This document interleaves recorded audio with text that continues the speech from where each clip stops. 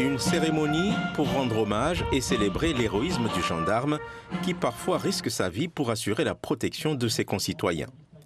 6 gendarmes réunionnais ont été distingués au cours de cette commémoration, parmi eux l'adjudant-chef Yannick Poudroux.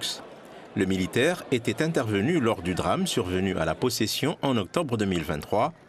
Un homme avait alors tué 3 personnes et blessé plusieurs autres avant d'être interpellé dans une agence bancaire. J'ai été primo-intervenant sur cette intervention, donc premier contact donc, avec l'auteur présumé des faits. Donc, et ça a permis donc, de le maintenir, de le fixer à l'intérieur de la banque pour éviter qu'il s'enfuit. Ça reste un métier dangereux, donc je suis content de servir ici. Pourquoi ? Je suis originaire de La Réunion, donc content de retrouver mes terres, content de retrouver la population, content de la servir aussi. Célébrer les vivants mais également les morts, 12 gendarmes sont décédés en 2024 dans l'exercice de leurs fonctions. La gendarmerie a payé en 2024, oui, un tribut élevé. En 5 ans, le nombre de décès à l'occasion des missions a doublé.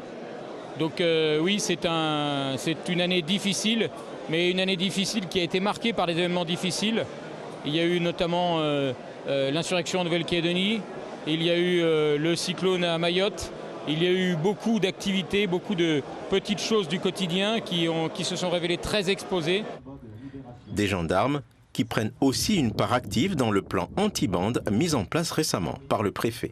La gendarmerie prend sa part, elle prend sa part au moins à la moitié du plan et peut-être une part plus spéciale encore avec le renfort de l'escadron de gendarmerie mobile.